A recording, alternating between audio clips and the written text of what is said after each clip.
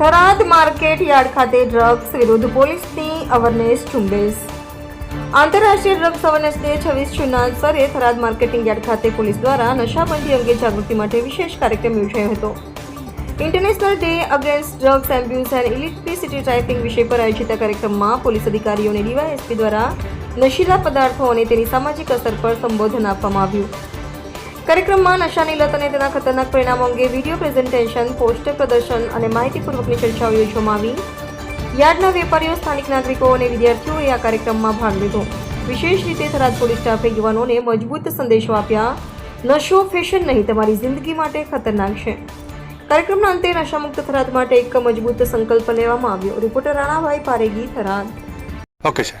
આજરોજ અમારા માનનીય ડીજીપી સાહેબના આદેશથી તેમજ અમારા રેન્જ આઈજીપી શ્રી કોરડિયા સાહેબની સૂચના આદેશથી, અમારા જિલ્લા પોલીસ અધિક્ષક શ્રી અક્ષરાજ સાહેબની સૂચના આદેશથી અમે નો ડ્રગ્સ અંગેનો એક કાર્યક્રમ રાખેલ છે અને લોકોમાં જાગૃતિ આવે, લોકો જે આવી બદીઓ છે એનાથી દૂર રહે અને એક સશક્ત સમાજની રચના થાય એના માટે થઈને એક કાર્યક્રમ રાખેલો હતો. કાર્યક્રમમાં અખંડ ભારત પોલીસ મિત્રો, જે અમારા બોર્ડર વિસ્તારમાં સ્કીમ ચાલે છે, અખંડ ભારતના તમામ પોલીસ મિત્રો હાજર રહેલ, પોલીસના કર્મચારીઓ હાજર રહેલ, પોલીસ અધિકારીઓ હાજર રહેલ અને આમ જનતા પણ હાજર રહેલ.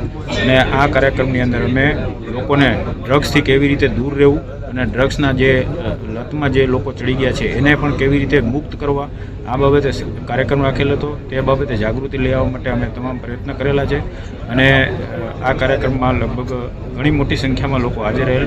અમારા તમામ પોલીસ અધિકારીઓ પણ હાજર રહેલ, થરાદ ડિવિઝનના તમામ પોલીસ અધિકારીઓ પણ હાજર રહેલ અને આ કાર્યક્રમ અમે કરેલ છે. કે આપને આવા ડ્રગ્સ બાબતે કંઈ પણ માહિતી મળે તો તમે 100 નંબર ઉપર ફોન કરીને પણ જાણ કરી શકો છો.